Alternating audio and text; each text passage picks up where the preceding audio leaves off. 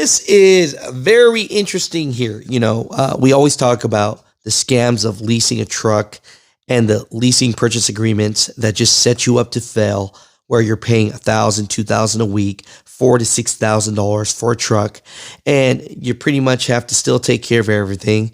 And at the end of everything, some say when they're almost done paying their truck, then the company doesn't want to work them. Then they're mad that they want to pay off this truck, and they try to get them into another truck. So how well are these leasing agreements, and do they want you to fail? And the thing about this is the FMCSA wants your lease purchase agreements so that they could go after this and look. Mutha Truckers, this is very interesting, but do you think lease purchase agreements in the trucking industry are mostly scamish or not? Hate to disrespect anyone having a great lease purchase agreement, but for the most part, I truly, now this is my opinion, I feel like there's a lot of business models out there that want you to fail, but know that by the time you find out, you've almost already paid off the truck, then they put another person in there. So let's get into this video right here. I'll put the links down below of the Landline article so that you guys can read it and understand this. But yeah, definitely, FMCSA seems to care about these leasing scams, or is it all lip service? Let's get into this. What's going on, Mutha Truckers? Welcome to Mutha Trucker News. Email us at muthatruckernews@gmail.com. Definitely need to talk about this right here. I'm going to reference an article by Landline, and I'll put the links down below. It seems that the FMCSA wants to collect your lease purchase agreements for study and review. Now, I've interviewed hundreds of truck drivers that have leased, and there are a lot that feel that these lease purchase agreements are predatory, they're scams, and a couple things that people have brought up in the past is, one, is that when you're almost done paying off this lease, supposedly these companies stop booking you loads, stop running you, and then next thing you know, you can't afford your truck, so they need you to keep on going, and it's almost like an enslavement to this truck, right? A second thing that people say is that these weekly payments of $15, $18, $19, $2,000 a week, and you're almost paying anywhere between $4,000 to $6,000 for a truck, which is 3 times the price, right? And really, you're just a glorified company driver. Again, I'm not here to disrespect anyone, but there's a lot of people that are failing.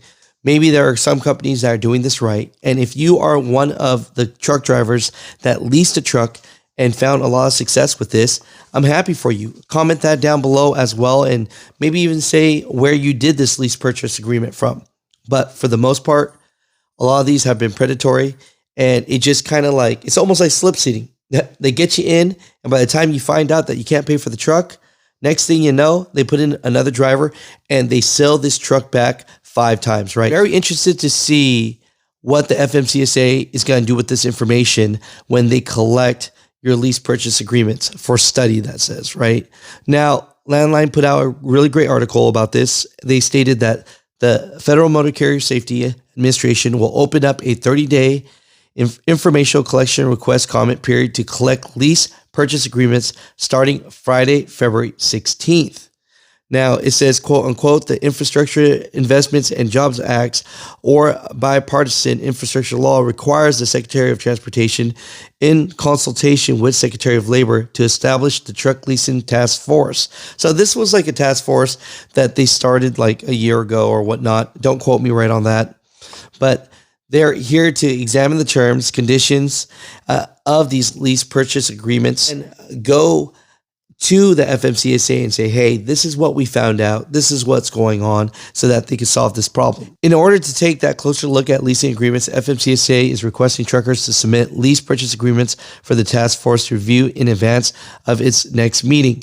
Quote unquote, the FMCSA requests information from the public, including commercial motor vehicle drivers, to assist the agency's truck leasing task force in reviewing such leases to identify terms and conditions that may be unfair to drivers. Now it says here, share your lease purchase experience.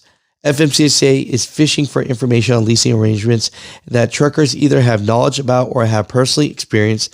The agency has a list of specific questions developed by the task force, is seeking input from individuals who have leased trucks via lease purchase agreement, and in particular is requesting So number one, copies of lease purchase agreements and all other financial documents associated with your lease agreement.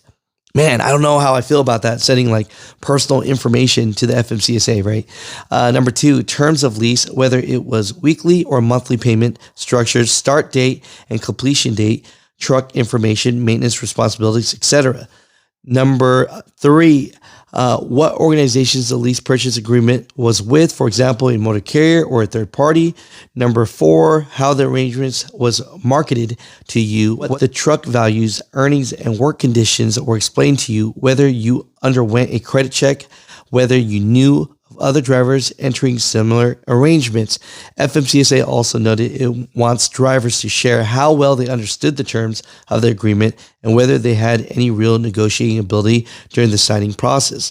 So 3 of the questions outlined in the notice focus on the most common problems with the lease purchase agreements, the ability to successfully complete them, which is true. Like, there's so many shady leasing contracts out there, and people aren't reading the fine print, right?